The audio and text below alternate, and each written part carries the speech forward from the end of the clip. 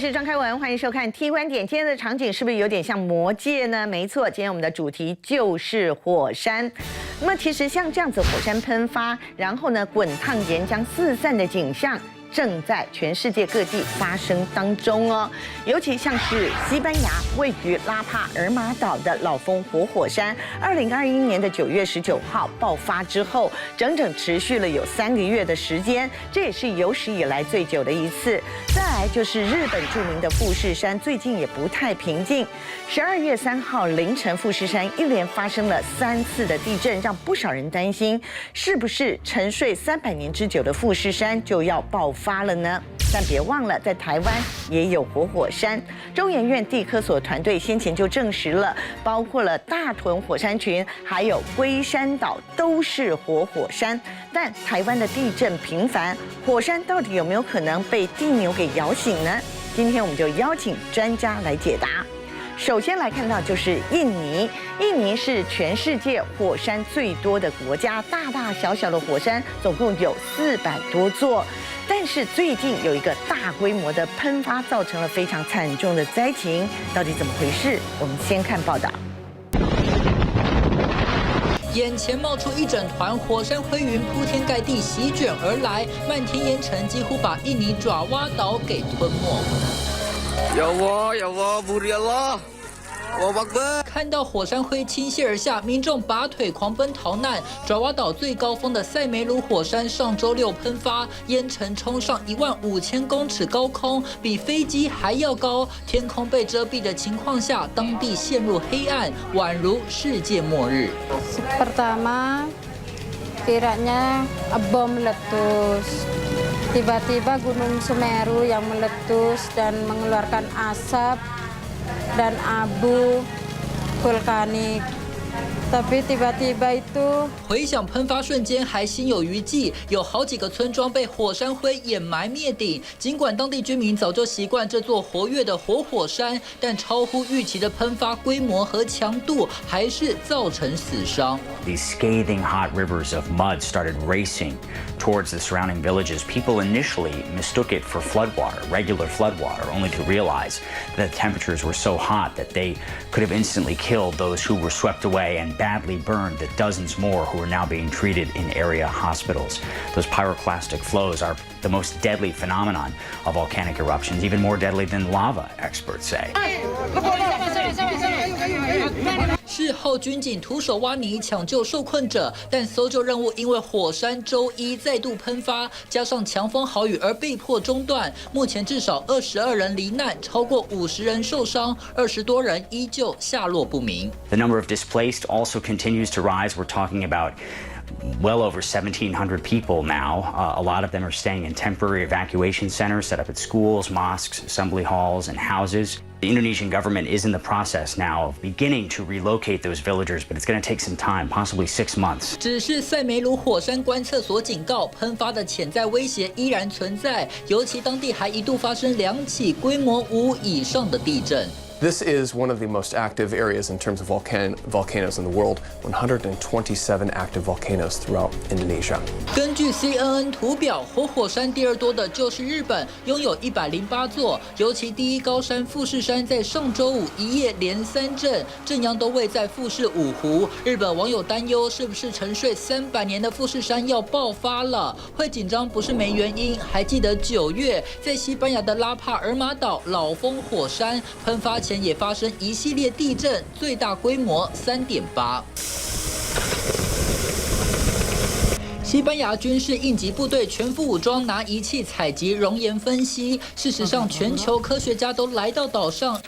从小到颗粒、大到西瓜的熔岩炸弹开始采集，测量熔岩温度，也要收集火山灰样本。包括西班牙高等科学研究理事会的科学家在内，大家运用鹰眼无人机还有高精度光谱仪，在卫星的帮助下分析火山气体飘散以及熔岩流的范围方向。整座拉帕尔马岛变成大型火山实验室。We need to be seriously vigilant as the period between December 2021 and April 2022 is basically a very important time frame which is going to very well dictate what is going to happen to several countries. 曾预言全球12月第2周会有很大波动的印度神童阿南德，没想到台湾、日本真的接二连三地震，爪哇还火山爆发。近期他预测的7大事件中有3个已经验证。他又揭露，明年4月前可能还会出现暴雨洪灾。本来全球就面临极端气候威胁，再加上地震天灾频传，不论阿南德预言是否成真，人们都应该谨慎应对。看完刚刚报道，很多观众朋友可能会担心啊，近期全球的火山活动真的有比较活跃吗？还有位于大台北生活圈的大屯火山群，以及宜兰外海的龟山岛海底火山，是不是有喷发的可能性呢？这对我们会有很大的影响。另外呢，全球有很多知名的火山，比如说富士山也好，或者是夏威夷火山群也好啊，那么这些可都是世界遗产。我们今天就好好来研究一下。介绍2位专家，第一位我们来介绍的是中研院地科所副所长林正宏博士。林博士你好。主持人好，大家好。是我们知道哈，林博士您是知名的火山专家，等一下好好来请教一下。另外呢，我们再来介绍的是大家非常熟悉的世界遗产资深导游马继康马老师。开文好，各位观众大家好。首先来看到的就是刚刚这则报道，让我们不禁怀疑说，全球的火山活动最近真的有比较频繁吗？还是一种正常的所谓的能量释放？不过讲到这里的话，我们知道地震到现在为止哦，专家还无法预测，对不对？那火山又是如何呢？是，基本上火山不像地震是没办法去做预测，但是火山你只要有做一些科学的监测，大概有8、9成的机会，就是很高很高的，肯定在喷发之前我们可以有前兆，可以有预警的功能那样。OK， 那火山的活动其实。从古时候到现在，应该持续性都会有。那最近因为报道很多，可能是相关的媒体或者这些网络的很发达，所以只要全世界任何地方有火山活动，我们大概瞬间就会知道，所以感觉上会好像比较频繁。但是你如果去长时间的统计，其实是应该一个常态的一个现象而已。所以大家不用太过的惊慌就对了啊。但是监控还是必须要的，就对了。火山的喷发到底有多可怕呢？刚刚影片当中我们就提到了印尼哈，其实我们都知道印尼是全世界火山最多的一个国家，对不对？那么这个最近喷发的就是塞梅鲁火山，它是位于爪哇岛的东南部地区哈。然后呢，就有太空技术公司在事后，他们公布了这2张照片，一个是 before， 一个 after。但是你可以看，以前是绿意盎然哦，后来是草木不生啊，真的是非常大的威力。但是更让我觉得难过的是，我读到了有外媒的报道哈，就说有一个妈妈哈，因为逃生不及的关系，所以呢不幸罹难。但当时她为了护着自己的孩子哦，紧紧抱着孩子，结果是双罹难了。这种景象真的让人为之不忍啊。但是问题就在于我们刚刚提到的塞梅鲁火山，其实哈，它最早能够追溯到的大喷发时期是1818年，就是有200年的时间，它其实是常规喷发，对不对？是。而且每天都在喷发，所以呢，周遭的居民也就觉得习以为常了。是。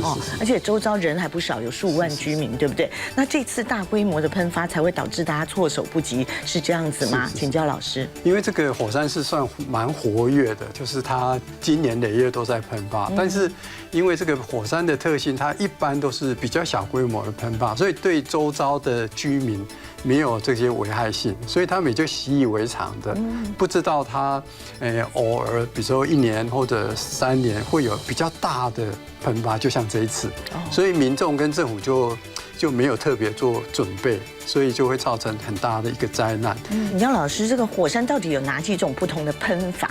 是，因为这个我们通称火山，但是火山有很极端式的，像富士山这种比较像爆炸式的。好，那为什么会比较爆炸式？它其实是岩浆比较粘稠，就是很稠那样，然后它能量累积以后，它就会像炸开来那样。但是另外一种像夏威夷或者这一次的火山，它们比较像那个水状的，它的粘稠度很低，所以它如果喷发的时候，就像水到山头，然后慢慢就流往低的地方。塞梅鲁火山我们刚刚提到了，它其实是整个爪哇岛里头最高的火山嘛，哈。那么另外一个被称之为最美活火山是哪里呢？布罗莫火山。那么就有一句话说哈，说如果你没有办法到月球去旅行的话，那么就到布罗莫吧，好，因为到那边去体验一下。为什么呢？好像那边的地形就很像月球表面，是不是？好，有关这点是不是请马老师帮我们介绍一下？还有火山旅游其实有它的危险性存在，但是不是正因为这个危险性，所以更吸引很多人想要去？对，当然在日常生活当中，很多人去观光旅游，尤其来到印尼，全世界火山最活跃的一个这个群岛哈。当然这边就有很多的活火山，像刚刚主持人提到的，号称最美丽的这个布罗莫火山。那为什么号称最美丽？其实我相信有更多更美丽的，可是人是无法到达的。好，那可是呢，在这个地方大家可以近距离，因为这边已经发展出火山观光。它其实位在爪哇岛啊，大概东南方啊，比较靠近的大城叫做泗水。那这边呢，很多人都会来参加所谓的到火山上面去看日出。事实上，我们看到的布罗莫火山啊，它是一个火山群，它是火山口里面又喷发出来形成的火山锥。好，所以呢，它其实就好像我们看到那个水滴状的那种感觉。好，所以在这个地方你可以看到哈，每年都有很多人啊，其实它虽然叫做火山体验行程，它并不是真正爬火山，因为都可以坐车来这边看日出，来接近火山口，然后看到火山口的一个状况。而且最特别的布罗莫火山呢，其实它每年7月，当地呢其实这个少数民族叫腾格尔族，它其实都会举行一个叫投掷所谓的包括牲畜啊、鲜花啊，来祭祀这个火山口。那为什么会产生这样子一个仪式呢？其实据说哈，因为印尼爪哇这个地方13世纪曾经出现过一个印度教的国家，叫做满者伯夷。满者伯夷呢，在他的一个故事当中，其实曾经讲，有一个王子跟有一个公主跟他的这个先生，也就是这个国王的女婿啊，结婚之后一直生不出小孩，然后呢跟火山神来做这样的祈求。火山神当然也答应他了，给他们25个孩子。可是呢，交换的条件是什么？要把最小的孩子投入火山口来当做献祭。印度教本来就有这种活人献祭的习惯，演变至今，你可以看到活人献祭不在，可是呢，把所谓的牲畜，还有包括这些所谓的鲜花投入火山口，来表达对于这种所谓的火山的崇敬跟这样的畏惧，因为毕竟他们跟火山距离生活是非常相近的。其实全世界总共有多少活火山呢？算一算有500多座，对不对？但是呢，75%就在我们生活的这个所谓的环太平洋圈里面呢。为什么呢？因为叫做环太平洋火山带啊，最有名的应该算是夏威夷火山群，对不对？好，现在也是火山公园哈，它本身也是世界遗产。但是夏威夷的基劳亚火山鼎鼎大名，对不对？但是在去年9月底的时候才全面喷发，大规模的喷发哈。然后呢，夏威夷上面总共有5个像这样子的一个盾形火山，对不对？那个所谓的盾形火山，其实顾名思义就是下面底座比较宽，然后再上去，整个像一个盾牌一样哈。而且呢，基劳亚火山是世界上整个观光流量最大的火山。那么20世纪内总共喷发了有52次，所以它也是最活跃的火山了哈。1987年列为世界遗产。我们马上请教一下林博士哈，这个所谓的盾状火山哈，因为非常有名，是因为夏威夷据说每个岛屿都是盾状火山吗？是。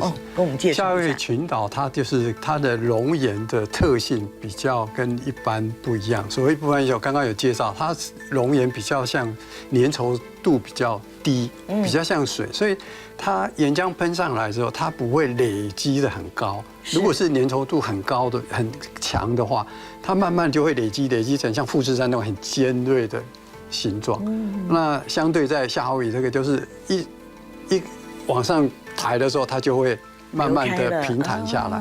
但是哈，基劳亚火山我们刚刚提到了，其实也是观光客最多的一个火山，到底有哪些看点呢？第一个它是世界遗产嘛，既然被列为世界自然遗产，大家想看。而且呢，火山刚刚这个林老师也提到哈，火山其实如果是喷发的，各位躲那个飞沙走石都来不及，当然也会考虑到危险性。可是夏威夷火山它其实就是比较平缓的流动的一个状况，所以在这边其实就产生了很多观光的行业，包括你可以坐船近距离的在火山，不能说爆发啦，就是火山岩慢慢流出，接触到海水那一刹那，你会发现几千度的这个熔浆啊，基本上碰到海水，它也是瞬间产生这种所谓的硬化，还有包括这个水蒸气好的一个状况。这其实我自己觉得也非常的疗愈，所以很多人其实就会坐船近距离来看这种所谓的地理特殊的一个景观。那甚至呢，这边还推出过，就是从岩浆上面，如果你胆子够大，也可以做这种所谓的飞行索，好，然后越过，对，越过这个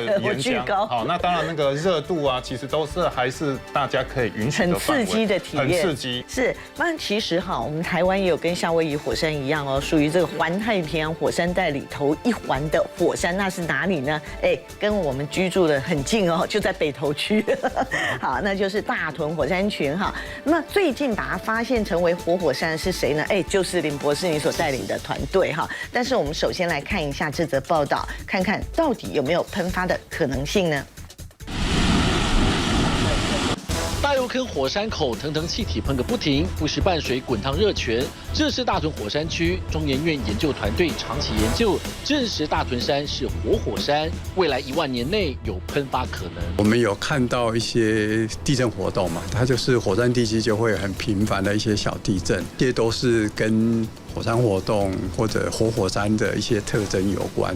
大屯山真的会喷发吗？摊开过往资料，大屯火山最早第一阶段喷发，第一期是280万年前喷出许多火山碎屑，第二期是250万年前喷发形成原始大屯山群，第三阶段第一期则是在80万年前，当时竹子亚山群喷发，包括其他亚群都有活动，最为旺盛。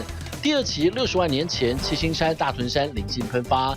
末期是在20万年前，当时的喷发形成了现在的沙帽山。根据资料，最后一次的活动约莫在6000年前。虽然曾有喷发记录，但教授表示不需要过度恐慌，很难去预估说未来长时间的未来，但是短时间的话，我们大概就有很高的几率可以知道说它岩浆已开始这个不安分。虽然证实大屯山有活动，地底下有岩浆库，不排除喷发可能，但教授表示这只是预期可能性，并非马上发生。岩浆库也没有实据证实正在上升，民众不必担忧。加上周边观测系统完善，地震仪、气体设备搭配 GPS 系统，等同于全时段监测大屯火山一举一动。小油坑这边呢，常常会有这样的火山气体喷发，而在整个大屯火山区呢，每天呢都会有人员在这边驻守，有40个地震观测站，另外呢还有8个 GPS 系统，10到20个火山气体检测中心，能够完整的掌握火山资讯。小油坑喷出的气体、温度、岩块都是观测重点。中研院团队进驻自然中心，成立观测站，每周都会采样物质做检测之用。蓝色的部分就是阳明山的部分，那我们只有展示一小部分。眼前这4面电脑荧幕，密密麻麻都是数字跟线条，代表大屯火山现况，包含40个地震观测动态、20个火山气体检测温度，通过站点传回即时资讯。只要发现数据异常偏高偏低，就会详加记录。我们为什么需要做这么多的不同的监测？就是如果只有单一个数据上升，那我们就去检查其他的数据，我们就会去看说，那如果这样表示说，地球化学的有一些气体成分是不是有改变？像是大油坑火山口这气体温度约莫108度上下，观测站表示，过去在2006年、2014年出现异常升高，2006年甚至一度飙高到130度。但作为观测活动检测，目前研究员表示，是否会喷发，还得观察周边山群还有其他资料佐证，不会因为单一数据过度惊讶。如果说会变激烈的话，事实上是可以预测的，有很多的预测工具可以使用。不排除它当然未来还会喷发。团队研究数据，左右气象局发布灯号。地震测报中心主任陈国昌表示，火山喷发分3等级，第一种情况是正常的绿灯，第二是异常情况，就会召集小组开会，包含中研院团队发布黄灯的1级警讯。如果已经喷发或者有喷发可能，就会升级成红灯的2级警讯。灯号发布都得经过专家学者讨论投票决定。大屯火山实时动态，片刻紧盯，就算只是小小活动，仍牵动学者跟民众关注目光。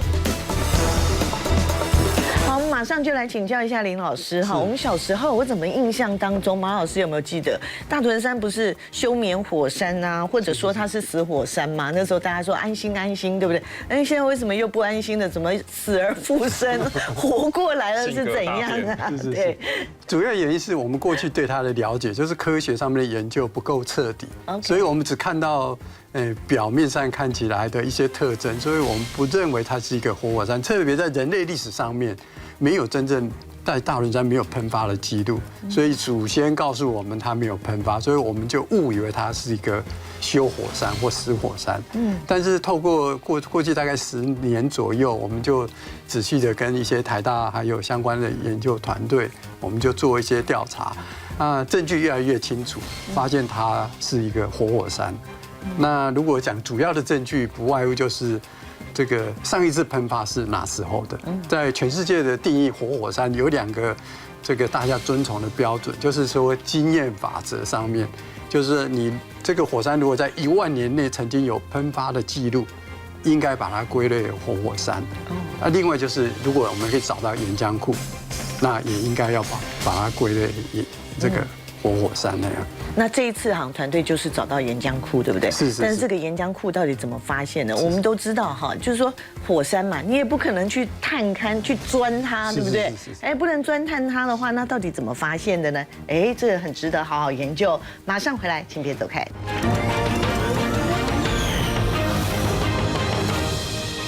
今天 T 观点要带您研究火山哦。不过我们刚刚也提到了，大屯山就是因为有发现了所谓的岩浆库，对不对？所以证实它的确是活火山无误。问题是，到底要怎么样去找到这个岩浆库的呢？而且火山来宾抢棍，我们也不可能去钻探它。那既然如此的话，要怎么样去找到这个所谓的岩浆库？而且您的团队找到之后，把它取一个好可爱的名字叫做岩浆牛奶罐，对不对？好，我们来看到这个所谓的红红橘橘的这个圆柱体，其实就是你们钻探就是探勘出来的一个所谓的岩浆库大概有多少的容积啊？大概它就是牛奶罐的形状嘛，那个面积大概就是直径大概8公里长，那高度大概12公里高。考大家数学，这样子的话，所以你如果把8r平方乘上高，大概就是600立方公里，对，差不多就是一个那个北投区的大小了哈。如果用面积来看的话，好，那么是不是可以告诉我们说，当初是怎么样找到这些证据的？是，那个刚刚呈现的这个是比较科学上面，我们经过很复杂的演算出来的结果。但是在这里我可以用一个比较简单的示意的模型来跟大家介绍。就是在岩浆在地底下，也许10公里、20公里、30公里，我们其实没办法看得到、摸得到。那我们怎么知道它存在的话，那在桌上我就有一个很简单的这个示意的模型哈。那在桌面上面正前方，这就是一个北台湾的地形。好，那在这个地表底下，这底下有个金球哈，就是类似一个金球，就是岩浆库在底下。那为了要找这个底下的岩浆库，因为我们看不到，所以我们就是用一个阴影法。那我把手机放在地底下，就像地震可以产生的 S 波那样。那 S 波因为它到岩浆，它是以液态为主的物质，所以 S 波没办法穿透。就像我们手机的灯光会被这个金球挡住，所以我们在地表上面，我们就看到一个岩浆的阴影。好，那我们就大概可以去估算，就是说岩浆的位置、深度、大小。好，那我们如果移动手机的话，我们就可以有，你看这个阴影就会左右晃动。对。那其实你可以用一个交叉的阴影在这边，一个阴影在这边，交叉的点在地底下就是一个岩浆库的真正的位置。但是呢，不管怎么样，观众朋友必须要了解，就是大屯火山群岩浆库距离地表居然只有8公里耶！是。那么大家都知道台湾多地震哦，你也曾经形容过说，这就有点像是什么呢？比如说香槟啊或汽水，给它摇一摇，我们不是就就喷发出来吗？那台湾会不会有这种疑虑啊？就是地震摇一摇之后，我们的活火山它也苏醒了，有这种可能性吗？从学理上面是有这个可能性。那台湾会不会有这个真正发生？我们现在也说不上。但是就我们邻国像日本，其实它有历史上面就有这样的现象。在1707年的那个日本有一个8点几的很大的地震，地震完了过了49天，那个富士山就喷发，那也就是富士山上次喷发的一个现象。是，那就回应主持人刚刚讲说，地震的摇晃其实有可能去引发火山喷发，就像我们开香槟那样，我们把它用力的摇，那里面的压力被扰动以后，会释放很多那个气体，就像香槟的气体，然后瞬间就会砰一声，就像开香槟那样。是。那在大自然是有这个可能性，那哪时候会或者什么状况会？这个当然是很复杂的一个科学问题呢。对，但是呢，它也有可爱的地方，最主要就是地貌多变，对不对？所以它比起其他同纬度的山岳，会有更多的生态值得一提的说，拥有这个冰河时期的结遗植物，所以呢，如果要它成为这个台湾适宜的潜力点，是绝对当之无愧的吗？马老师，从生态，我们刚刚提到，它就是一个活火山。好，那当然在地质上面，或是在这个所谓的地球科学的一个科学角度来看，确实有它值得大殊特殊的一部分。可是从生态的角度，刚刚主持人也提到，在同纬度，各位可以看到，它其实产生叫做北降型的气候。什么叫北降型？因为在这个季节，台湾受到东北季风的影响。各位看看大屯火山群最高的山，也就是七星山，海拔也才不过1120公尺。可是呢，你发现它既然有2000多公尺高山的这种所谓中海拔的这个物种，为什么？因为它是迎风面。尤其这个地方的降雨，台湾年平均降雨量2000多公里，可是，在阳明山大屯火山区，年平均降雨量可以到4000公里以上。所以雨量包括气候上面的变化，就造成这个地方植物在低海拔地区，你竟然可以看到中海拔，而且很多是只有在大屯火山区看得到的，比如说大屯杜鹃，比如说台湾岛槐，甚至呢在梦幻湖那个地方出现的台湾水韭，这都是只有在大屯火山区，其他地方是看不到，所以特有性出现了。另外还有包括刚刚提到的冰河时期的节流物种，好，这个包括了双扇蕨，还有包括昆兰树，这都是冰河时期节流到现在我们看到的植物。从历史上面看到，刚刚这个副所长也有提到，其实清代康熙年间就郁永河来到大屯火山采硫磺作为所谓火药的原料。更重要，这边很多人会去践行叫做鱼路古道，也见证以前我们讲说台北盆地，还有包括北部金山运送渔货的一个道路的这个历史。甚至这边还有金字塔，就是凯达格兰族，各位可以看到那种山形的金字塔。这金字塔像照片这样子对，据说其实是凯达格兰族以前的祭坛。好，当然实际的用途是什么？因为并没有留下文字资料。好，可是我们在汉人还没来看这个地方之前，你看到其实已经有人类的活动在这个地方了。是，不过我们今天桌上就有刚刚提到的，对，马老师提到那个是硫磺的结晶那样，那就是刚刚那个。马老师讲，就是说清朝的时候，因为硫磺可以做火药，整个这么大片的中国大陆其实都没有像这个阳明山有这个硫磺的结晶，所以郁永河他们先先后后都是来这边跟采硫磺或者这些有关系的。哦，原来如此啊，真的是非常的有意思哈！而且更有意思的是，我们都知道人睡觉的时候有时候会打呼嘛，会有鼾声啊，但是没想到地牛翻身或者是我们的火山在扰动的时候，居然也会有所谓的地鸣吗？哎，没有骗大家哦。我们现在请导播帮我们播放一下。哎，这听起来有点像雷声啊。老师，确定是地鸣吗？还是录到那个打雷的声音？是这个，我们当然经过很科学严谨的去验证，因为我们可以去找到它的来源。因为我们在阳明山有布了所谓的这个声音的观测仪器。所以它可以看哪一个先收到，哪一个晚收到，我们大概就可以知道它来源在哪里。那这个主要来源大部分就是像小油坑啊、大油坑啊，还有中山楼，就以前国民大会开会，中山楼那旁边，那都有一些喷气孔。我以前有去那边跑过新闻，然后我记得同业哈，因为以前国民大会开会开很久，所以同业很多人跑到最后新闻，那个眼睛都要去看眼科。是，对，那就是很多硫磺的影响。然后这个是很像雷声的，那我们再来听另外一段地鸣声哈，这个又像什么？哎呦，这很像在割保丽龙的声音，对不对？是，会有点嘎伦顺哈。可是这个也是地名，但是这是因为什么地震还是火山的关系？刚刚那个雷声或者现在像这个割保丽龙声音，其实都是喷气孔那个瞬间的那个高压的气体，像爆炸似的从喷气孔爆炸产生的空气震动，那我们仪器就可以记到，所以它其实有了很高频的。那雷声就相对比较低频的，就比较轰的震动。其实有各式各样的震动方式，而且好像听说有的像炮声啊、炮声啊，还有的像撕那个布的声音嘛，也有像拖拉机的声音，甚至还有像哭声哦。好像今天也有一段就是我刚刚讲的鬼哭神嚎嘛，我们一起来听一下。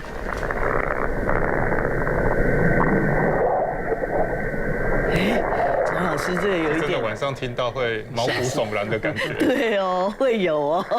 当初录到的时候，不过我想自然科学家都比较理智一点了哈。那像我们就会觉得有很多的想象空间，对不对？其实这个也不是现在才有，在我们古时候的清朝的文献里面，用很简单的写，比如说这个大屯地名3日。类似这样的记录，所以这个那时候就已经有记录了，就是有人就听到，但是他不明白这是什么原因。直到最近我们透过科学方法，我们才知道说啊，这个是因为这些喷气孔的压力的释放的一个现象。那这个当然在科学上面也有更深的含义或防在上面，就是说这通称在科学上面我们叫做蒸汽爆炸。就像一锅水或者火车头那个蒸汽瞬间的。那个蒸汽火车头，你如果瞬间的“叽”一声，就是类似这样。对，或者是我们烧开水的时候。是，这个是一样。那因为这是蒸汽爆炸，其实是在火山防灾上面是值得注意，就是未来阳明山这个地区，我们不能排除这种现在听到只是很小的震动的声音而已。那未来如果这个规模越大的话，很可能造成一些伤亡。就像2014年这个日本的玉月火山，它就是非常典型的蒸汽爆炸的现象，那造成那个登山客大概有50-60个人的性命的损失那样。所以阳明山有蒸汽爆炸的潜在的可能性，那就看它规模如果够大。就可能我们要注意，所以我们平常对大屯山不只要监看，还要监听它。是，没错。但是呢，除了这个地名之外，居然还有心跳吗？你们也发现了这个大屯火山群有心跳，还同时也登上了国际期刊，是这样吗？是，我们就是因为就仔细的研究，就是说所谓心跳，当然只是一个比喻的方式啦。那真正的内容是我们看到那个在阳明山有那些地震的活动，它每18分钟非常固定的，18分钟后就有一个地震，它等于是周期性的发生。那周期性就像我们心跳，我们心跳正常人大概就会固定，就是1分钟70-80下。对。不过我们把1分钟、18分钟以下的地震把它累积起来，大概一天大概有70-80下。是。所以我们就比喻说，阳明山的大屯山就好像有我们的心跳那样，它是有周期性的心跳的这个现象。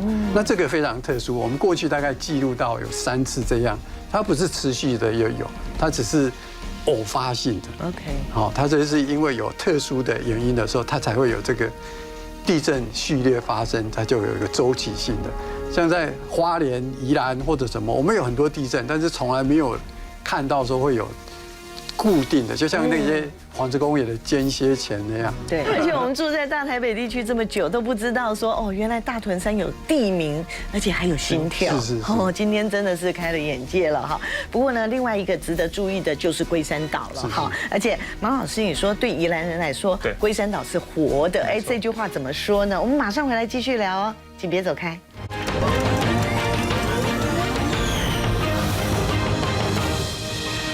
地科所除了证实大屯山拥有岩浆库之外呢，另外一个地方也就是宜兰外海的龟山岛，地底下居然也有很大的一个岩浆库，而且甚至比大屯山的岩浆库还要来得大哦，面积说有半个台北市这么大。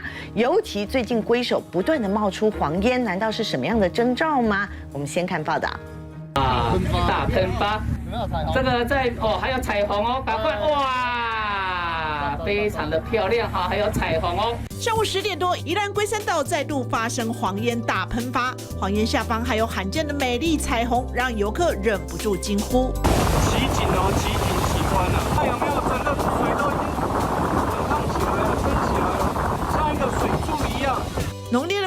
从硫磺喷发口冒出来，喷发力道有3-4层楼高，一旁有明显的海水滚动，这景象让赏金游客又惊又喜，猛按快门抢拍照。整个喷出来那个心情看得非常好像有出国的感觉，幸运，而且也很开心，很兴奋，因为刚刚一直尖叫。龟山岛是座火山岛，有著名的龟山八景，龟岛黄烟就是其中之一，已经多年不见。上个月28号，龟首在地震之后开始喷出大量黄烟，几乎每天都有，是近16年来最大量。每天进出的导览解说员就说，今天的龟岛黄烟是最大的一次。喷出的白烟相当的大啊，这表示今天海底火山呢它的能量大释出。最近这一阵子呢，我们龟山岛都一直在坍方啊，也没有任何的地震的征兆，可能是风化的原因吧。导览员说，这是正常的火山能量释放。也有人表示，应该是连日大雨及东北季风造成龟首风化，黄烟大喷发。好，龟山岛对于台湾的观众朋友来说，的确是非常的熟悉啦。不过近期这龟首不断的冒黄烟，所以成为了热议的话题。先来请教一下马老师哈，您说这个对宜兰人来说，这个龟山岛是活的，此话怎讲？其实，在以前的年代，我们现在当然有所谓的科学的验证，知道火山是怎么形成，大家对它的恐惧慢慢的也降低。可在早期的年代，你会发现科学不发达，大家看到这种所谓的大自然的变化，通常都要找一个神明来膜拜，好来解决自己心中的疑惑。那龟山岛其实也是如此。我们都知道南洋平原3面环山，1面靠海。那靠海的就可以在宜兰任何一个区块，基本上你都可以看到龟山岛。好，所以呢，在作家黄春明的小说里面也提到，因为黄春明老师他是宜兰人哦，以前呢没有雪隧啊，好坐火车绕过贡寮、福隆，你会发现就看到龟山岛，眼泪就流下来。那是南洋游子在这个回到家自己看到的一个地标。那为什么讲说宜兰人把它当作是活的？因为以前龟山有8景，包括刚刚主持人提到龟首黄烟。各位，当然这个烟是有的时候会冒出来，好像什么这只乌龟在什么龟息大法，可是还是在不断的呼吸哦。其实它就是一个火山运动的一个证明。那包括现在可以看到很多人会在附近玩独木舟啊、SUP 啊，这其实叫做牛奶海，这其实也是以前龟山8景之一。好，它就是海底温泉。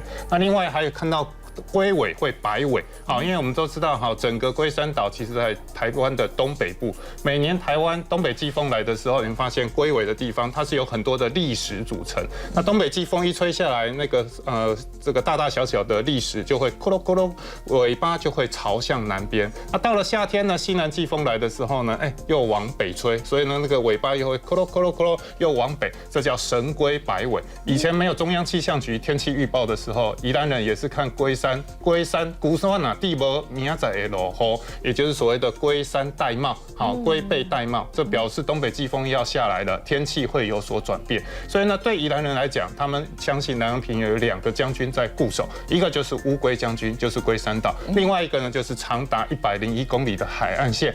台北有101，宜兰也有101，可是宜兰的101是它的海岸线，从三貂角一直到和平溪出海口，长达101公里。各位如果看地图哈，它刚好就是形成一个弯进来。台湾东部有黑潮，那黑潮的流速非常快。那为什么常常台北人会跑到宜兰去吃海鲜？因为这边真的海鲜非常丰富。因为龟山岛形成一个屏障，好，黑潮我们把它比喻成高速公路，各位这些鱼啊、虾啊游也会累，还是需要什么休息站？所以呢，这个港湾就形成鱼虾特别喜欢来休息栖息的地方。其实哈，我觉得不止宜兰人认为龟山岛是活的，经过马老师的解说之后哈，整个龟山岛真的活起来了。好，但是我们马上回归到这个科学面来请教一下老师，就是龟首冒黄烟哈。其实好像时隔17年了，对不对？最近的这个媒体的报道是这样子哈。那这代表什么样的含义吗？有些人就说，难道这是一个警讯吗？其实这个就是一个火山活动的一个表征啊，我们眼睛可以看得到。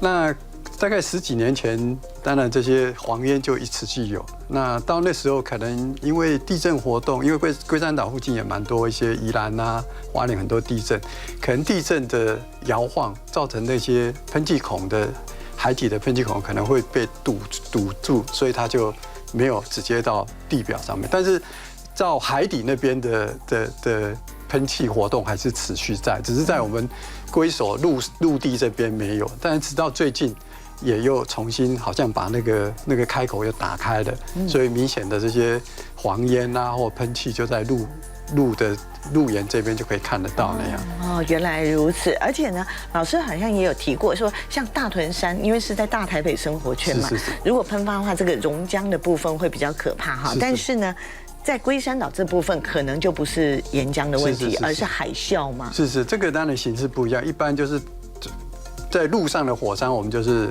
熔岩流、碎屑流这些会冲击嘛。那龟山岛因为毕竟隔一个海，所以这些熔岩流、碎屑流不会跑到宜兰平原来。但是取而代之的就是我们要担心，就是说，当这个龟山岛其实是一个非常陡峭的地形，如果万一火山活动，它整个岛的岩壁或者甚至海底的岩块如果滑动的话，那掉到海里它就产生，就像我们丢一个石头在河里就产生波浪嘛。那个石头如果够大，就会产生类似海啸。那比较这个不好的现象，就是因为宜兰平原非常的平坦，如果我们用5公里的海拔线来做一个标准大概将近快要半个宜兰海拔都低于5公尺高，所以这个只要有5公尺的海啸的话，那代表宜兰可能就有相当大的面积会泡到海水。那么火山喷发之后会有一个产物叫做浮石，对不对？可是台湾啊，目前并没有火山爆发，为什么最近在沿岸地区很多人在附近海域会捡到浮石呢？到底怎么回事？我们马上回来告诉你答案。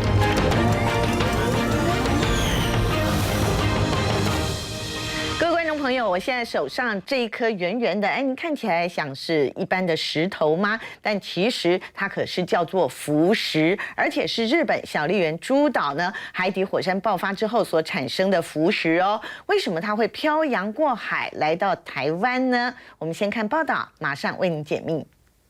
绿岛岸边海面上飘着一片黄灰色的物体，打捞起来原来是大批布满气孔的小石粒，叫做浮石。火山浮石是指火山喷发后岩浆冷却形成的一种矿物质，主要成分是2氧化硅，其质地软，比重小，能浮于水面。只是为什么海面上会突然出现大量的浮石？原来是日本小笠原群岛的海底火山福德钢之厂8月中大喷发，导致太平洋中有大批浮石被洋流与季风慢慢带到了日本和台湾海岸。こんな感じなので、30センチぐらいは優に積もっているので、泳げる状態ではありません。非常に命を危険を感じるぐらいの厚みでやってきます。日本冲绳首当其冲，海岸边出现绵延30公里的石头海，不仅影响民众戏水，还有可能损害船只。冲绳交通命脉，来往各岛间的渡轮一度停驶，浮石飘入渔港，让靠海为生的渔民无法出海捕鱼，生计大受影響。もう普段はですね、もう風向きや潮の流れによって漁港いっぱいもう埋め尽くすぐらいの軽石が常にある状況で、あとはもう出たとしても沖合の軽石の状況を見ながら。出港しても U ターンして帰ってきたりだとか、そういった状況が続いてます。石垣岛养殖场也发现了宽3公尺、长约40公尺的浮石带，让养殖业者忧心忡忡。杉がね、これを食べる恐れがあってね、せっかくそこまで育てて死んでしまったら。浮石困扰的不只是人类，其他生物同样受到冲击。颜色美丽的和尚蟹在浮石带中移动变得困难，水下的生物也不能幸免于难。マンタの糞、その排便をする行為っていうのは何度か見てきたんですけども、そこにこの小さな粒みたいのがこう混じっていて、その違和感を感じた。違和感があったらそのまま寄っていったら。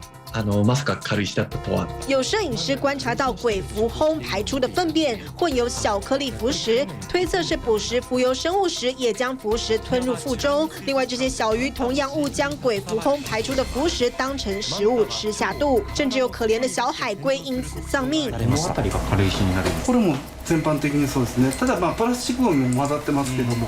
冲绳海滩发现这只虚弱的小绿蜥龟，死后研究人员在它的肠胃里发现上百颗浮石为例。外洋生活を行うので、そういった個体がやっぱり軽石と出会ってしまうと今回のように食べてしまうということは十分考えられますね。危険性は伴うものだとは思います。石头海危害巨大，当局出动挖土机清理，民众也自力救济。有 YouTuber 就号召400人志愿到港口协助清除浮石。少しでもいいからみんなでこの沖縄のために何かできたらなということで。こっち漁港なんですけども、港内仕事できないわけじゃないですか。困ってるんだなと。でそれでどうにかねこのスロープだけでもできないかということで。日本中央政府也很重視，环境副大臣亲自来到冲绳视察，了解损害程度。写真で見たりですね、話で聞いていた以上に大変だというふうに。火山浮石重创冲绳渔业，破坏自然观光。日本政府也允许追加预算，协助民众早日恢复正常生活。好，我们刚刚在影片当中有看到很多的日本民众自动自发的去清理浮石，其实在台湾这样的景象也看得到哦。我们继续来看这段影片，这是东北角的鼻头港所拍到的画面。那么有一群人在港边顶着风，用网子把水中的浮石捞上岸。那么岸上呢，也有人把浮石直接装入袋中。林博士，听说你的同事就捞了一大堆哦。是，在北台湾蛮多地方都可以捞得到。但是马老师更厉害了，到屏东也捞到。横穿半岛，我前一阵子去的时候也看到非常多的浮石。然后听说你远看的时候以为是脏脏的那个泡沫，近看才发现哦，真的赶上新闻事件。但是所谓的浮石，顾名思义就是会浮起来嘛，哈，真的吗？我们来做个实验。是，大家可以看这个。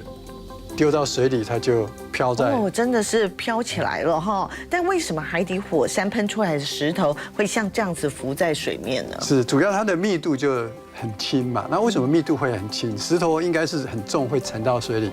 主要这个火山喷出来的里面有很多的气体跟液体的物质，在喷发到空中或海水的时候，瞬间就跑离那个石头本身，所以其实里面就有很多的孔洞，就像海绵那样，很多的洞。那当然平均的密度就变得很轻，所以它就会浮在海面上，就会浮起来了。但是哈，听说浮石它有一些危害，对不对？会危害到船只，危害到生态，而且听说核电厂最怕浮石。是，刚刚您看那个。鼻头角那个港口，你看那个整面的港口都是浮石。那你可以想象，如果是很多核能厂，它就是用水来冷却的，那它也都是饮用海水。如果进水口的大量的浮石，万一堵住的话，那其实会造成核能厂的一些麻烦，这是值得去注意的一个现象。但是我们来请教一下马老师，听说在澳洲的大堡礁的话，哈，濒临死亡的这些珊瑚群，却因为浮石而起死回生吗？这又是什么样的故事？就如同林老师刚刚提到，因为里面有非常多的孔隙，这些孔隙其实就提供了很多，包括微生物或是这种海底这个细微肉眼看不到生物可以这个附着的地方。那飘到大堡礁的时候呢，反而能够促成这个地方生物多样性。所以我们刚刚提到，水能载舟，亦能覆舟。浮石在不同的地方，其实有的时候也会发生不同的用途。对，其实大自然真的非常的奥妙哈，就是好，我们都说，上帝造人他是各有用途的，那造万物也是如此啊。今天非常谢谢两位老师带给我们这么珍贵的一些非常重要的知识啊。同时，真的我们也觉得大屯山还有龟山岛要好好的监控监听一下哈。好，另外还有一个地方也是，就是日本的富士山，因为富士山最近好像有很多的日本媒体一直在说它是准爆发状态耶。有这样的状况吗？也许我们下一次节目当中再好好来聊。同时呢，刚刚也跟马老师聊到了有火山，还有冰河呢，其实大自然真的很多值得我们深深来探讨的地方。我们下次见了，谢谢收看，拜拜。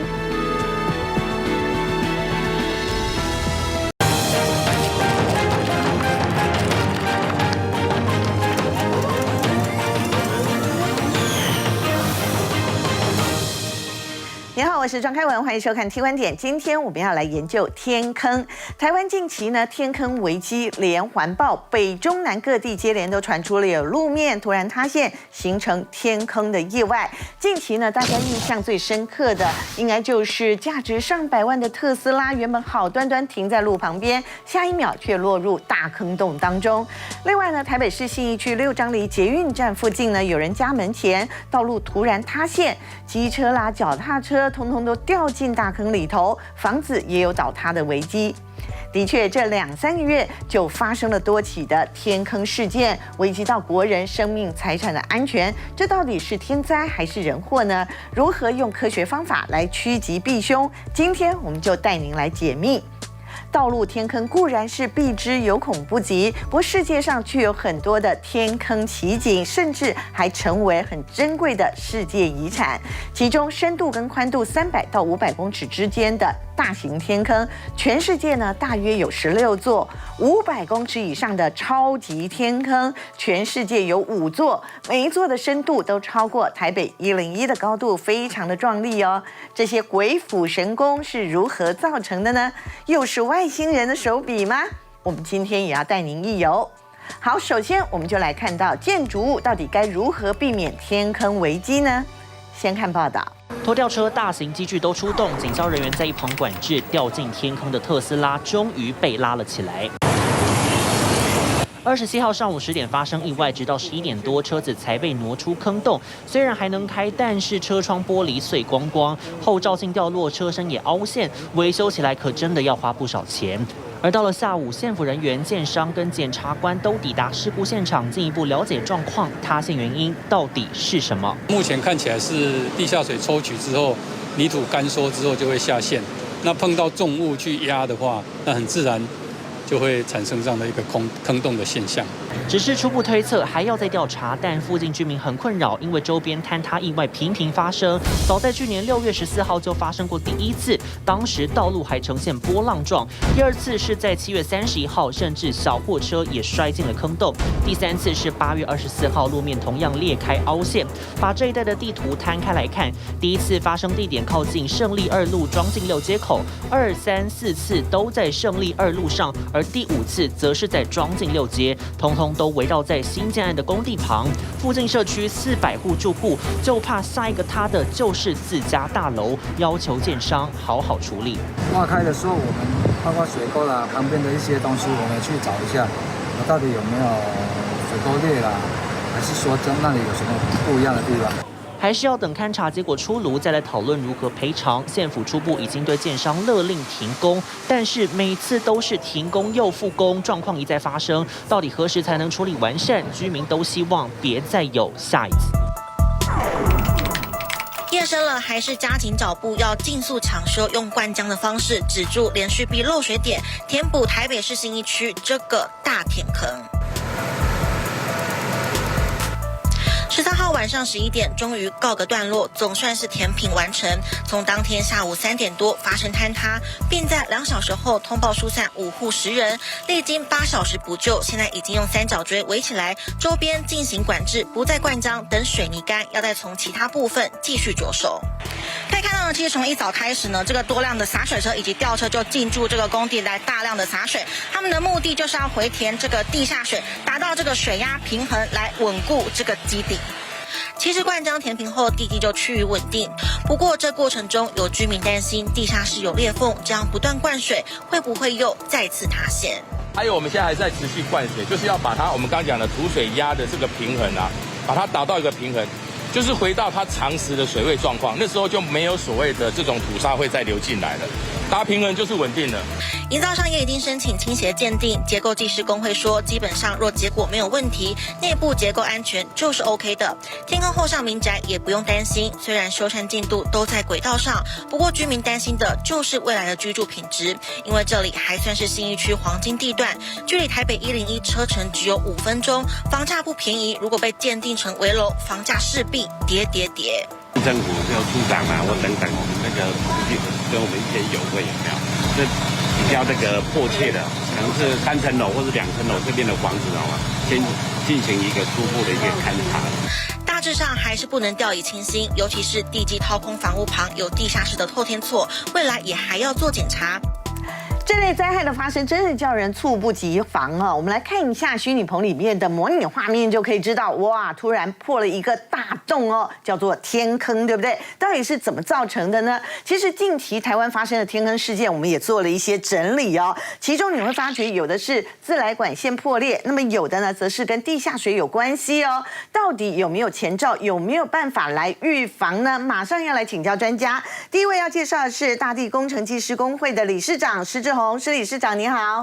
主持人、各位观众，大家好。好，再来要介绍的是资深世界遗产导游马继康马老师。开文好，各位观众大家好。好，马老师当然是要帮我们介绍我们后半段要呈现的世界上有名的天坑美景啦哈。不过我们先来看看都会当中让人猝不及防的这些灾害到底是怎么发生的呢？先来看到就是那个信义区，台北市信义区还有新竹的竹北的这两个天坑哈。听说他们的共同点都是旁边就是有建案。对不对？好，我们马上就要来请教。其实，如果家里附近有建案的时候，大家都心惊惊，对不对？都很怕说，哎，我这个会不会影响到我自己本身房子的结构？难道有建案一定会出现像这样子天坑的状况吗？请教一下理事长。其实有建案不一定会产生这种坑洞的状况。可是呢，有必须要特别小心的，就是这个建案正在开挖地下室，这个时候在旁边的路面、旁边的邻房可能产生倾斜，或者说再严重一点呢，没有控制好的时候，就会像竹北的案子或者崇德街的案子一样，在竹北的这一个案子来讲的话，它开挖了接近26米深，那它的一个地下水，它没有用一个就是止水性的挡土墙，它是用 H 型钢加上组装的横板条。那这些横板条呢，没有办法止水。那这个水都从哪里来的啊？这些地下水是突然下大雨啊什么的，是这个原因吗？还是说我们先前在做地质探勘的时候没有注意到？水本来就在这个地层里面，崇德街这一边的话，我们是有用止水性的一个挡土墙，也就是连续壁，把水阻隔在这一个工地我们挖的地下室的外面。可是呢，如果说这个水透过这个连续壁的破洞到这一个里面我们开挖的区域的时候，就会带着沙、带着水，并且带着外面的这些路面以下的这些泥沙，就到这个基地里面来，那外面就产生一个大的坑洞。哦，但是这个连续壁我们刚刚听到了，哎，居然会有破洞，这是怎么回事？请问一下，连续壁不是所有的这个建案里头必须根本要做的吗？那为什么有的有做，有的没有做？还是说各自评估我的地质就可以决定要做或不做呢？我们来请教理事长。没有错，是评估各个地方不同的开挖的条件跟地质的条件，来决定说需要做连续壁还是不需要做连续壁。那像台北或新北市的这个地方的话，大概如果旁边有邻近的邻房或者有捷运的这些结构物的话，那有规定说8.5米开挖8.5米，也就大概地下2层楼以上的时候，就通通都要做。那像竹北这一边呢，除了它的地层的环境比较好，它是上面是软砾石层，下面是岩盘。那在那一边呢，大家传统所使用的方式就是我刚刚所介绍的 H 型钢加上横板条的这样子的非止水性的挡土措施的时候，那可是呢，在竹北的这个出事的这个案子呢，又开挖的特别的深。那开挖到一定深度的时候，发现它源源不断的有水进来，它带进来的就是一些泥沙。那像这一次的特斯拉掉下去的天坑呢，很有可能就是地下水本身呢就流到这个基地里面来。了解，那是不是用模型再帮我们解释一下什么叫做连续壁好吗？好的，那连续壁呢，其实它并不是一个真正连续的结构，其实它是一个单元一个单元，那施工业者把它做出来的。那我们会先做的呢，就是一个叫做先行单元，在业界里面也常常我们把它称为叫做母单元。我们把它做成像钢筋的笼子一样，所以我们把它称为叫做钢筋笼。那这个钢筋笼这边呢，有2块板子，这个我们叫做端板。那接下来我们把这中间这个端板中间的部分，这里。混凝土把它灌进去。那刚刚讲的连续壁的破洞是哪个部分的破洞？好，我们一开始已经挖了这个部分，可是这一边呢还没有灌混凝土。那这个时候可能等了1个礼拜，等2个礼拜，甚至1个多月以后，我们才回来做这一个部分。那我们在做这个部分的时候，那会把旁边挖空，然后把这个我们在业界里面叫做工单元，把它放到这一个已经做好的钢筋笼连续壁里面。所以说这一边呢是已经挖好，而且已经放了一段时间的。那这边呢其实容易产生泥或者这一些淤积在这一边。当我们在灌混凝土的时候，可能把这一些泥的淤积呢，挤上来的时候，就会产生说，这边比较容易漏水。像这一次崇德街的案子里面，就会发现说，那它就沿着这一个端板的旁边，那水就潺潺的这样子流出来。这个是在连续壁里面最容易产生破洞。不过呢，产生了这个大坑之后，很重要就是亡羊补牢啦哈。像竹北的案子，他们就请来了第三方的这个技师团队哈，他们出动的这个叫做透地雷达，对不对？对。听说还运用了表面波，是的，来探查一下说，还有没有别的坑洞？请问这个是确实有效吗？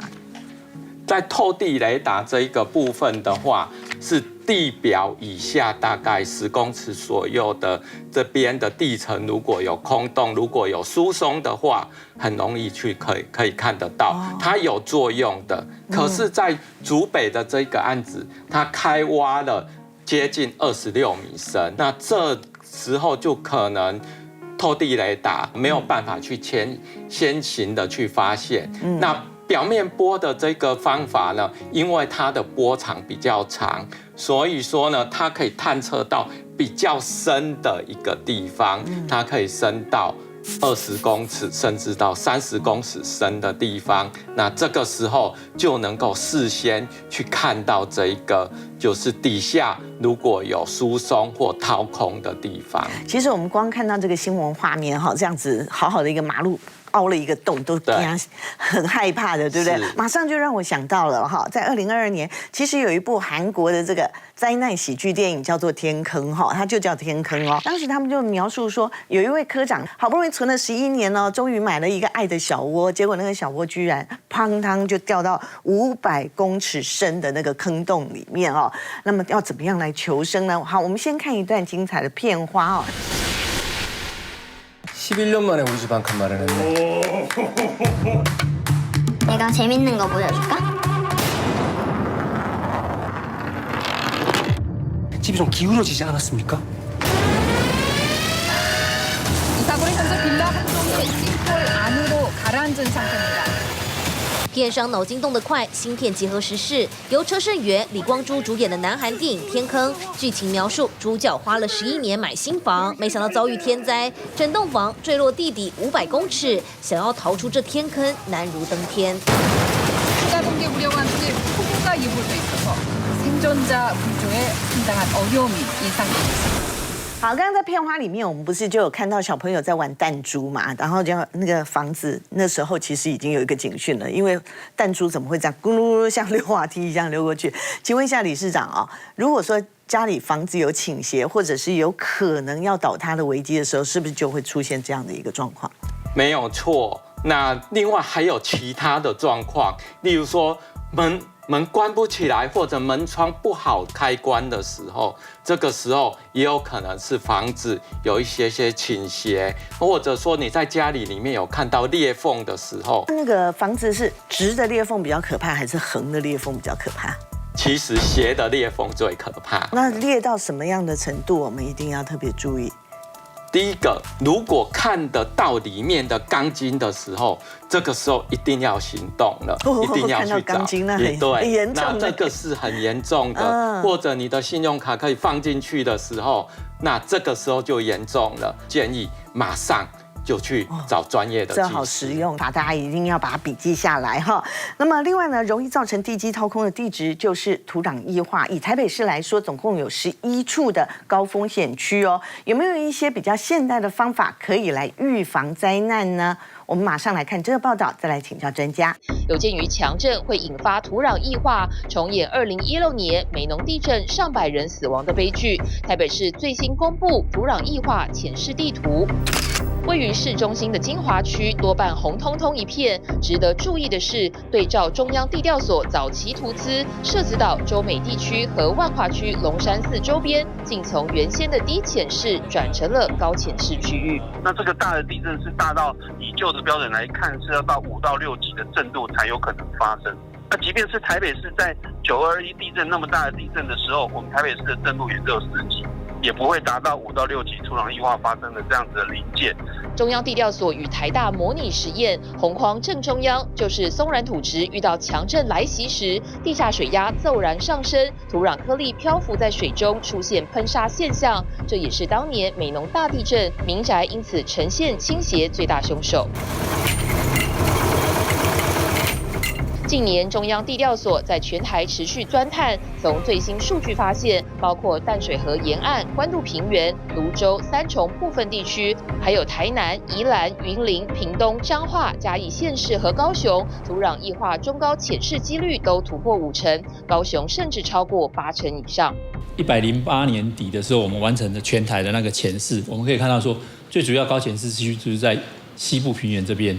以沙根泥为主的话，就跟那些新竹、桃园那边不一样，那边就是属于丘陵地带，所以最主要会发生土壤液化浅示，就是以冲积平原为主。这处位于内湖的工地正在打造地上7层、地下2层科技厂房，土木技师已事先进行钻探分析，未来地底将布建30-40根钢筋水泥基桩。那实验结果可以发现，这些土壤第一个它颗粒的比较细，那第二个呢是在我们地下水位的调查，按照我们地下水位调查的结果，在这一个工地里面呢，在这一块工区里面，它地下水位可能只有在地表下2到3公尺左右，所以是属于高地下水位，而且土壤疏松的一个地质。资历超过20年的土木技师邱达昌解释，土壤液化区透过工程手段，像是用连续壁隔开液化层、液化层地盘改良或基础底面加深等工法，其实也不必太担心。最好的方法就是透过基桩呢，打桩的方式呢，让基桩呢穿过这个可能液化土层，到达良好的承载层，来承载上部结构的重量，整个建筑物的重量呢，它会经过这个基桩呢传达到下面稳定的地盘，不会让这个液化呢去造成我们地上的房屋呢有倾斜呢，或者是呈现乃至于最后龟裂的情形发生。这个发布土壤液化的图纸其实主要是用来做我们整个都市防灾的规划。那么，如果我们在有这样的图纸之后，我们下一步的实际上的应用就可以把这些图纸拿来看，哪些地方是比较需要有中高浅示区的地方，是不是有一些土壤地质改良这样的可能性？只要地下层开挖超过20米或921后新建的建筑，都能大大降低土壤液化风险。不过强震难以预测，民众还是要提高警觉。好，看到这里，可能大家不禁会担心说，那我家到底会不会是土壤液化的浅示区吗？大家其实可以上网去查哈，因为中央地调所有这样子的一个查询系统，土壤液化浅示查询系统。那么我们以 TVBS 所在的地方，就是台北市内湖区来一查，还好 TVBS 在这里，旁边都是绿色的，安全了。但是呢，没多远的地方哈，你会看到有一些红色的，对不对？红色的我们仔细再去看一下地图，好像是在河岸边。边呐，好像是比较容易一点啊。我们来请教一下，就是说真的是河岸边比较容易成为高浅市区吗？还有哪些地方要特别注意？容易产生土壤异化的区域，例如说高浅市区或者中浅市区的，那就是这一个地面以下20米的这一个地层里面有高的地下水位跟沙性的地层。那接下来如果有地震来的时候，比较大的地震来的时候，就会产生土壤的异化。那跟崇德街的那一个案子有点像，会产生连续壁破洞以后大量涌水的地层，也是这一种高地下水位沙性的地层。可是呢，并不代表这个低浅市区或者中浅市区的，就是应该要非常安全，觉得安全的。没有，当我们在挖一个大的一个就是地下室的时候，其实还有其他各式各样的一个灾害，例如说像土壤的一个内挤呀，或者一个整个上浮，所以还是有其他的灾害必须要去注意。这个真的很重要哈。不过你讲到这个土壤异化这件事情，有一个地方哦，其实也是高浅市区，那是哪里呢？2月份才发生过大地震的土耳其哈，他们的伊斯坦堡听说呢是世界遗产，但同时也是高浅市区。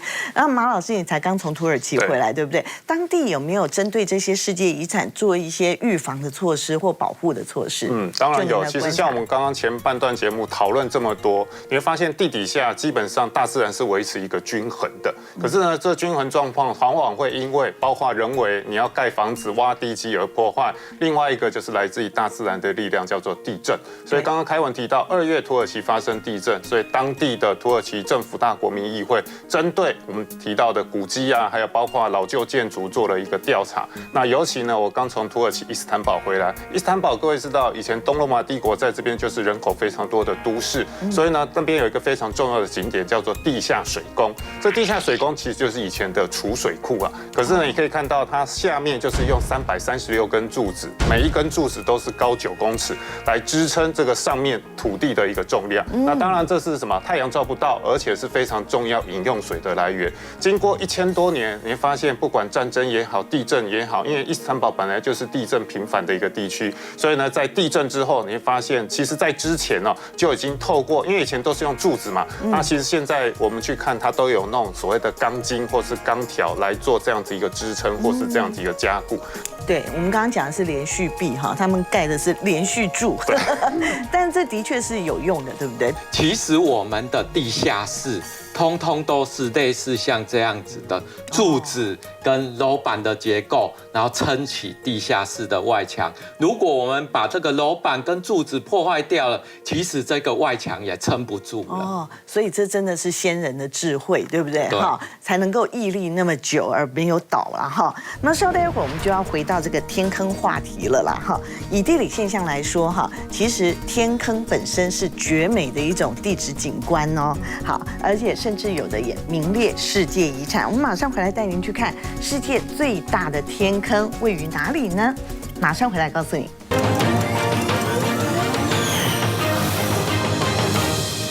前一段节目当中，我们谈的是建筑工事不当造成的天坑塌陷，接下来则要跟大家来聊聊地理现象当中绝美的天坑奇景。天坑是指有巨大的容积，周围呢是陡峭而圈壁起来的岩壁，深陷成井状或是筒状，像这样子轮廓的奇特空间。世界排名前5的超级天坑当中，就有3座位于中国大陆，排名第1的就是重庆的小寨天坑，是世界上深度跟容积最大的岩溶漏斗，堪称洞穴奇观了。而天坑底下的景致，大家都说好像在拍仙侠剧哦。大陆中央电视台做了报道，我们来看看其中的精华片段。这里是天坑中部路段，已经可以看到天坑底部的一些地貌。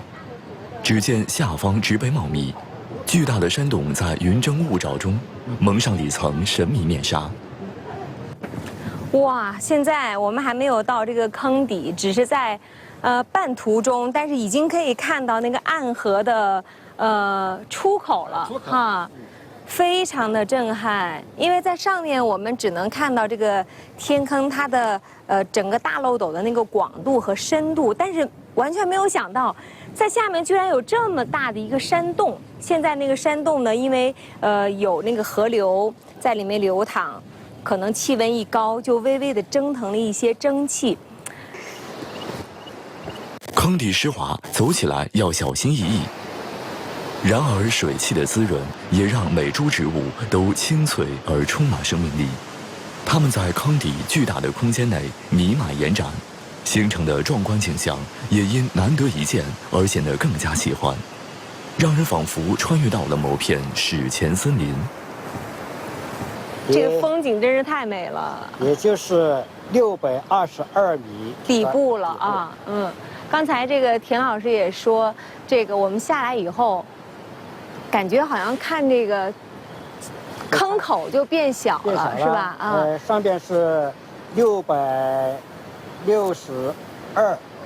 直径，直接现在下来就这么大一块地，现在看上边也就这个的巴掌大一块地。我们就是我的感觉是，虽然我们站的地方很狭窄，但其实我觉得它里面的空间还是非常大的。这个地方立了一个牌子，我觉得可以表达所有走到这里的人的心情，叫做坐井观天。的确是这样，非常明显。这上面是一个接近于有点像圆形，有点像一个正方形的这样的一个坑口。在天坑底部，这里空气清新，植被葱郁，直径522米坑底的巨大空间，让坑口在视觉上仿佛收拢变小，成为一个小小井口。在这口大井里，由于地下河流侵蚀石灰岩巨洞，使洞顶坍塌，天坑由此形成。从洞底被冲刷成蘑菇状的大岩石上，就能一窥水流的巨大力量。这些水最后会流到哪里去？这个水应该是我们长江这个水源的一部分，也算长江支流。到世界最大的天坑呢去游玩的时候，真的有一种地心探险的感觉哈。我们刚刚是从地面上来看这个重庆的小寨天坑，但如果我们从空中鸟看，这是空拍照片啊，你会不会觉得很像大地在开口笑呢？好，我们来看一些基本的资料。坑口最大的直径其实达到有622公尺，深度有662公尺。什么样的概念呢？就是如果把我们的101大楼哈倒过来放进去的话，还会露出一大截哈。而且这个坑哈，我们后来看了一些资料啊，觉得非常有意思。里头有住一对夫妻耶，这对夫妻是不是现代版的杨过小龙女啊？在绝情谷底。对，在绝情谷底，对不对？他们很厉害耶，住了20多年，而且呢，真的很喜欢这个坑底的生活。他们说真的是与世隔绝，他每天负责打扫2000多级的阶梯哈，真的非常的有意思。请马老师帮我们来介绍一下重庆小寨天坑它的特色在哪里？对，其实像我们刚刚提到很多天坑发生在都市，哇，这时候大家觉得是灾难。可是如果天坑发生在这种所谓的自然景观当中，哇，当然就是绝美的一个景观。好，所以呢，我们看到之所以会有形成所谓的喀斯特地形，因为你发现很容易形成天坑的，基本上呢，不敢说100%，可是90%以上，看它的岩层都是属于石灰岩。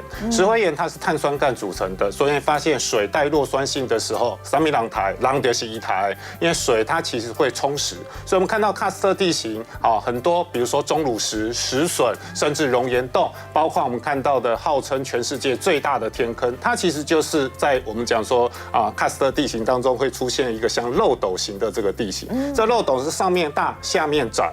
当然呢，你可以看到这个小寨天坑从上面要走到谷底，来回要7个小时的时间。好，所以它是非常巨大的，你没亲眼看到，你很难想象。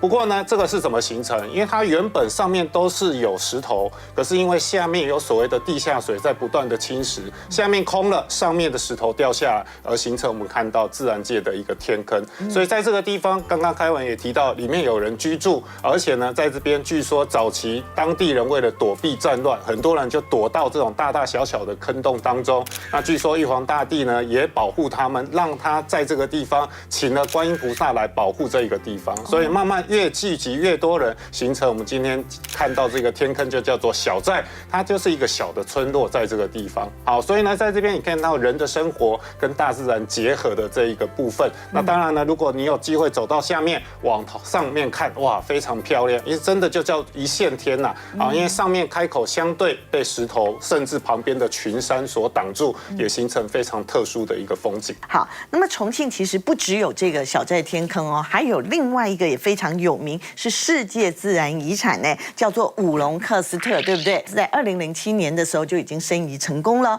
那么其中包括了芙蓉洞、天生山桥，还有后坪天坑。那么我们要特别介绍是这个天生山桥，这里大家有没有觉得很眼熟？怎么会站了一个变形金刚？没错，因为变形金刚4就在这里取景的。那么另外还有一个大名鼎鼎的电影也在这里取景，也是大导演的作品啊，那就是《满城尽带黄金甲》。这个是其中的一张剧照，对不对？那么这也让这个所谓的天福观音，哇，看起来真是古色古香哈，为之爆红。是马老师继续帮我们介绍一下，包括刚刚介绍的小寨天坑，还有包括呢重庆的这个喀斯特地形，五龙的这个喀斯特地形。其实中国有一个世界遗产名称，其实就叫做中国南方喀斯特。整个加起来，包括了像重庆，还有包括呢四川，还有包括云南、贵州，甚至广西。我们都知道桂林山水甲天下，对不对？那其实看到的，甚至云南的昆明的石林，这些其实都是所谓的喀斯特地形。所以他们是整个一起，所以难怪在2007年。对，可是它不是连在相连的可是呢，它是同一个名单当中，所以那时候就申遗成功。对，就申遗成功。所以呢，来到这边当然看到大自然鬼斧神工的一个面貌。那就像开文刚刚提到的，五龙喀斯特原本知名度没那么高，其实完全就是因为电影行销，像刚刚提到的大导演张艺谋拍摄的《满城尽带黄金甲》，在这个地方呢，其实原地重建了一个叫做天福观驿。很多人说，哇，这个是电影拍摄场景啊。可是呢，根据历史的考察，确实这个地方以前就是非常重要的一个交通驿站。我们今天看到天福观驿的一个重现，其实也是为了电影需求，甚至呢按照历史的一个情节来做这样子一个呈现。另外呢，你可以看到外国电影，像刚刚提到的这个变形金刚4，也在这个地方非常特殊的一个地点来做取景。这个地方最著名的就是什么？一川两洞三桥，因为它刚刚提到它是由不同大大小小所谓的漏斗型的溶洞地形。好，因为呢整个山区还有包括石灰岩地形非常的广阔，经由时间不断的一个溶解、溶蚀水的溶蚀之后，而形成我们看到在这么短的一个距离，你可以看到有所谓的天生桥。什么叫天生桥？其实就两边塌陷，中间靠着一个单纯的一个石拱。好，因为它没有塌陷，看起来就像一座天然的一个桥梁。所以这边呢有天龙桥、有青龙桥、有黑龙桥。那当然呢，沿着现在整个铺设的一个步道，大概全部你用步行的方式4个小时，你都可以在谷底，就是说低于地表之下的这样子的地方。好，沿途可以看到像瀑布啊、云雾啊，甚至我刚刚提到的熔岩洞，甚至天生桥，各式各样大自然鬼斧神工的景观，都在我们讲说五龙这个风景区当中。而且马老师刚刚讲了一点很重要，对不对？你在谷底走路，但其实是在地表以下哦，非常重要。那么另外在上海有一个饭店也在地表以下，到底怎么回事？我们先来看这则报道。当所有上海的饭店都在争相挑战高度直冲云霄，却有一座饭店选择反向思考，向下发展。一般建筑物都是向上建造，但是深坑酒店它是向下建造。这个想法提出来的时候，全世界同行都炸开了，因为从来没有过这样的建筑形式。这座饭店的建造地点原本是废弃的采石场，大楼几乎是垂直倒挂在一个超大型的废弃深坑当中。3、2、1。起步！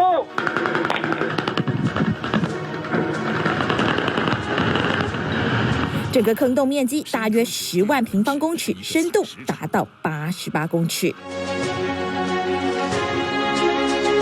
往前腿放下一点，再放一点，好。坑道的崖壁几乎呈现垂直的状态，要怎么运送建筑材料，还得把饭店大楼给稳稳地挂在崖壁上，成为最大的考验。那边当时自建的过程中塌了一块掉下来，很大一块掉下来了。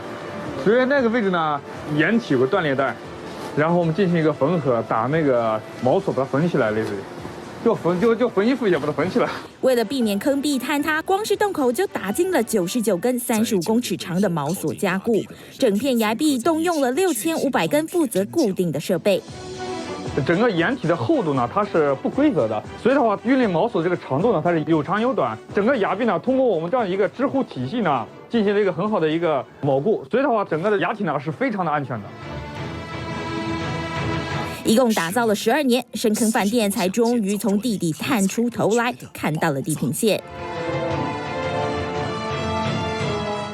好，上海这个饭店被称之为世界10大建筑奇迹。我们来看一下基本的资料哈。其实它本来是在2战期间哈，日本的一个采石场，对不对？那么后来就被评选为真的是很厉害的一个建筑了哈。我们再来看到的是，其实呢，我们刚刚也提到了，它深度大约88公尺深，是世界上最低海拔的饭店哈。地下16层，地上2层，总共18层。我每次都开玩笑说，要不要去住地下18层呢？好，去体验一下。但人家地下是16层啦，好，不要想太多。好，房价的话，一般客房大约9000台币。那么水下总统套房，这个很厉害耶，74000台币，很多人会去朝圣了哈。不过我们马上来先请教一下理事长哈，像这样子的一个建筑，其实它的工法真的非常的困难，对不对？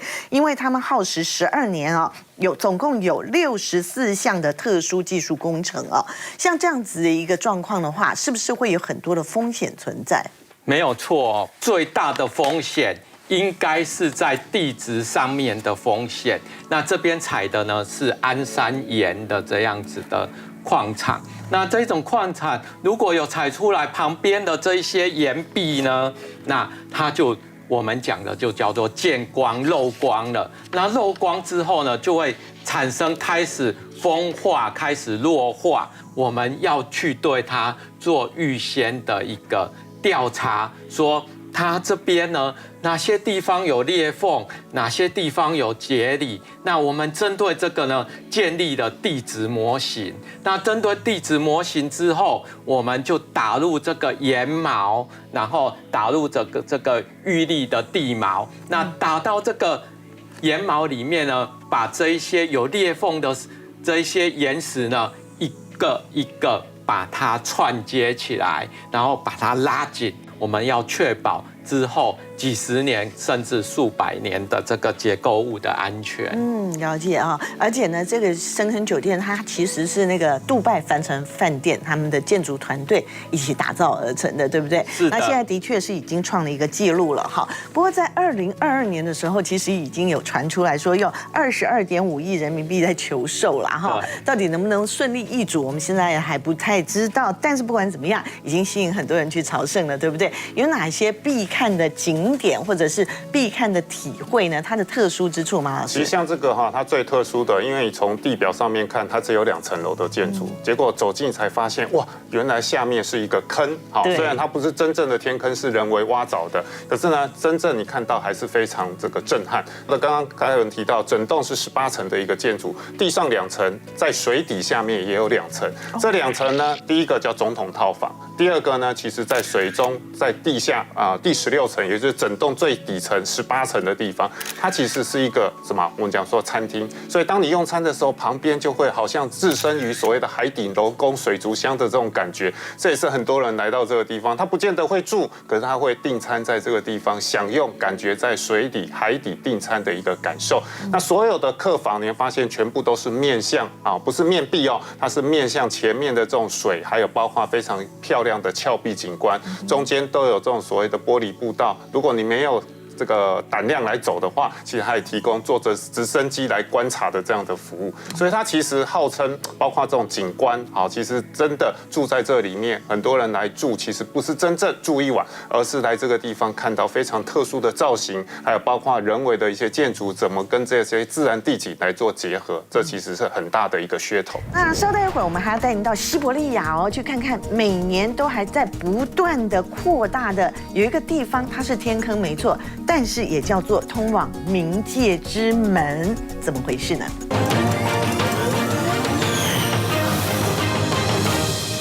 西伯伯利亚大片冻土出现巨大天坑。Like golf holes in a game played by giants. 像这样的巨大圆形天坑，科学家在俄罗斯西伯利亚的冻土地带已经发现了17个，有民众怀疑是外星人所为，或俄罗斯正在秘密进行核武试爆。不过，科学家利用无人机的3D 地图破除了各种谣言。An explosion throws debris hundreds of meters. That's how these craters, which can be 30 to 40 meters deep and over 30 meters wide, are formed. 原来这些坑洞是地底甲烷爆炸所造成的。原来藏在冻土里的甲烷因为软化造成冻土溶解而慢慢释放。当地底的甲烷越积越多，超过临界点就会引来爆炸，留下巨大天坑。Methane is a powerful greenhouse gas. In the atmosphere, it traps Earth's heat, warming the climate. 专家说，甲烷的温室效应能力是二氧化碳的84倍。如果永久冻土融化，甲烷大量释放，恐怕会进一步加速地球暖化。Onda posle toga padala kiša i to još gore, onda voda, stalno voda. 天坑不止在俄罗斯，克罗埃西亚这个乡村小镇，去年12月发生2次大地震后，出现了100个巨大坑洞。U razgovoru sa stručnjacima, sa ekspertima, te rupe bi se pojavljivale bez obzira na potres. Potres je 通常要数十年甚至100年才会形成的天然坑洞，因为地震突然快速增加，让民众啧啧称奇。他们也担心地基因此被掏空，影响到他们的居住安全。在西伯利亚冻土带的天坑当中啊，有一个非常的有名，叫做通往冥界之门哦，就是这里。其实它叫做巴塔盖卡大溶洞，好难念哦。以前一开始的时候是一条小沟渠的感觉，但现在已经慢慢扩大，变成1公里长的一个比较大的一个巨大的坑洞了哈。马上来请教一下施理事长哦。我们知道刚刚一直在讲喀斯特地形，对不对？那这个叫做冰融喀斯特地形哈，这跟一般的喀斯特地形又有什么样的不同吗？好，这个是形成在最后一次的冰河时期。那这个时候，地下水呢，就在冰河时期的这一个时候就冻结在土壤里面，我们把它称为叫做永冻土。那可是呢，现在因为气候的软化，全球暖化，对，那它的冰呢就会融化成水。那当它融化成水的时候，它就把土壤给带出来，那不断的带出来之后，这边呢就不断的产生了山崩，然后不断的这个坑洞不断的扩大，每年扩大大概10公尺这样子，10几公尺这样子的扩大。所以其实就是水造成的啦，哈。从刚才我们讲的，从一开始的这个都市里面的这些道路的天坑也好，其实都跟地下水脱不了关系，对不对？但是我们刚刚报道当中还提到了克罗埃西亚这个国家哈，那么在大地震过后，其实他们先前也冒出了上百个天坑，但是他们其中非常有名的一个喀斯特地形就是16湖国家公园了哈。1979年的时候也列入世界自然遗产。那这个部分当然也要请马老师来告诉我们，因为它是东南欧历史最悠久的国家公园哦，而且 CNN 把它评选一生必去世界15大绝美奇景，真的非常美。而且听说那里有一个世外桃源，一定要去，叫做水车村吗？对，其实看到克罗埃西亚的16湖国家公园，各位其实就知道哈，这个地方其实它就是大大小小不同的天坑。那当然因为有水的关系，原本是地下水，可是因为发现好变成地表水之后，一直不断的在冲击，所以呢，今天我们看到的克罗埃西亚其实也是整个巴尔干半岛地区啊，包括我们刚刚提到喀斯特地形最发达的一个区块，16湖国家公园就是其中景色最美，也是来到克罗埃西亚大家必访的一个景点。当然，如果从首都克罗埃西亚的首都前往16湖国家公园途中，有些时候我们会停留叫做小16湖。好，你说，既然有大16湖国家公园，怎么又有小16湖呢？因为它其实这边全部都是河流，而形成大大小小不同的熔岩坑洞。那刚刚我们看到的16湖国家公园里面全部都自然景观，没有人居住。可是呢，在这一个水车村，那基本上它就是当地居民利用这样子一个水利，还有包括利用这种天然的景观，而形成我们讲说小小的一个聚落。这个水车村人口不多，大概100人左右。可是你发现他们房子很特别，都是木造的，而且盖在哪里？就是盖在这种瀑布上面啊，下面你房子下方可能就是有水流经过的一个地方，而形成非常特殊，有点像童话故事当中才会看到的一个场景。景，也成为来到克罗埃西亚有时间除了去16湖国家公园，也可以来到小16湖水车村来参观。的确啊，克罗埃西亚我们以前T观点也介绍过哈，真的是一个蛮值得旅游的一个国家。那刚刚讲到了 CNN 评选这个世界上有15大绝美奇景，是你一生一定要去的哦。但是呢，如果大家觉得克罗埃西亚实在太远的话，没关系，靠我们很近的，我们自己也有一个，那是哪里呢？广告过后，我们请马老师为我们来揭晓，请别走开哦。